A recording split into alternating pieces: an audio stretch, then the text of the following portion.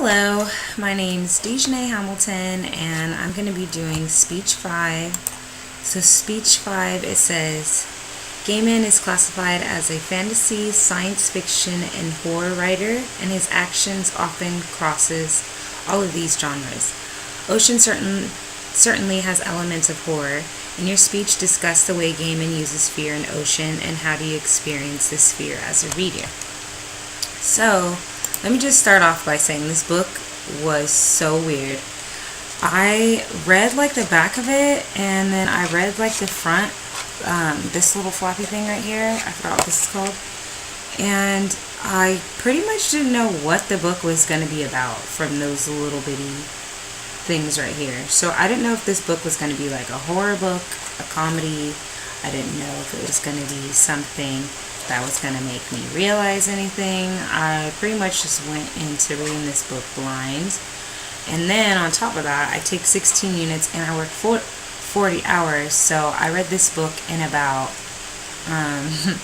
literally I read it all today. I started on page 30 and I finished this book maybe like 30 minutes ago. So, back to the speech question. How do you experience fear as a reader? Let me just go off from the beginning and talk about all the topics, or not topics, all the different scenes that I see in fear as a reader, and I'm going to just show how Gaiman uses it in Ocean. So, from the beginning, the first thing that they start talking about is this, what was it called? I think the miner ran over his cat and brought him a new orange cat. So to me that's very fearful. I ran over a cat before and I literally felt like the worst person on earth. So I can't imagine how it feels to have your cat run over. Like, that's so scary. Like, that's just like losing a child. I have 2 cats now and I definitely wouldn't want anybody to run over their cat. And then on top of that, having somebody bring me a new cat to replace my cat.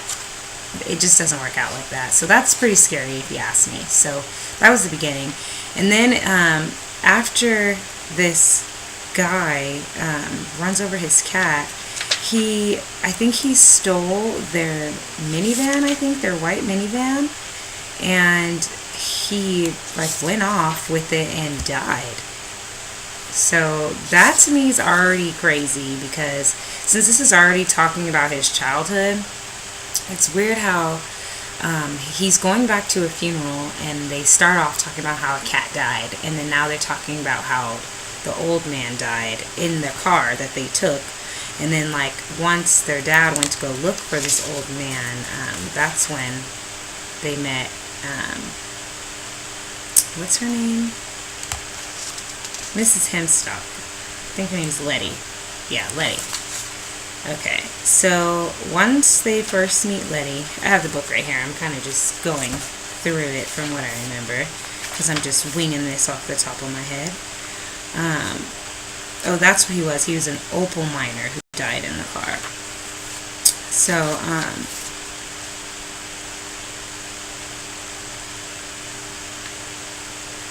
yeah, this book was really confusing for a minute. Once he met Letty, I kind of didn't know what was going on. I knew like his dad let him just like walk off with her, but I don't know. It's kind of weird. Like, they find this white car and then this chick Letty just takes this boy down with her to go, I think, eat or something, or go meet, or just go show him like her ocean. And it's just, all of this is really weird, like, in my personal opinion. So I personally would be scared of everything going on, because so far, his childhood, from the moment that his cat died, is just scary. But, let me think of something else.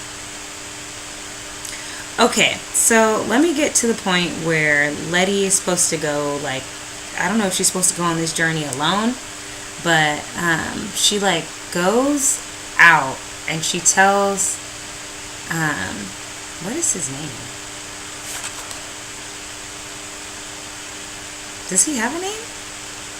I don't know if he has a name. But she tells him to hold her hand the whole time.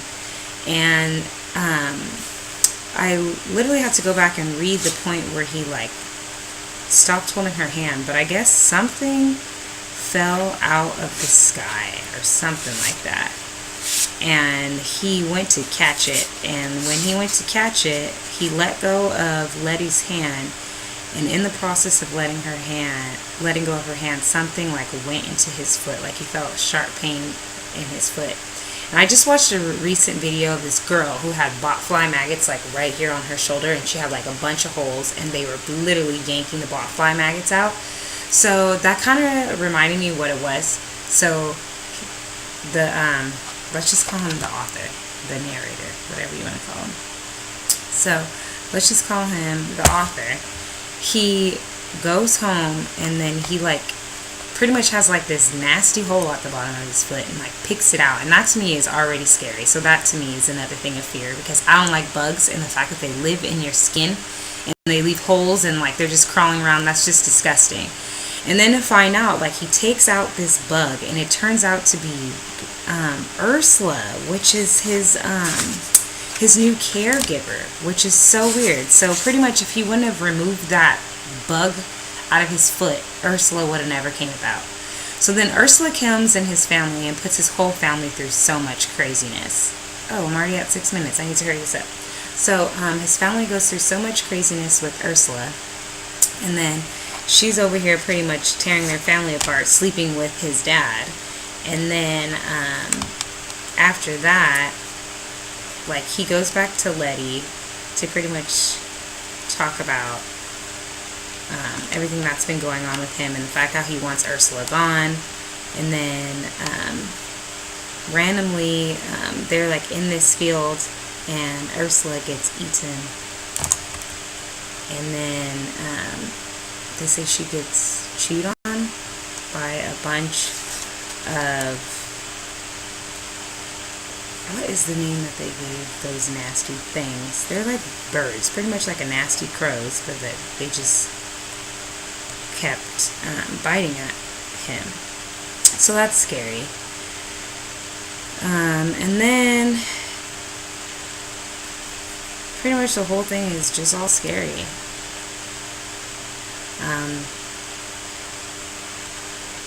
It's really fearful when at the end, how Letty, they say she didn't die, but in my opinion she died, and they let her body go in the pond.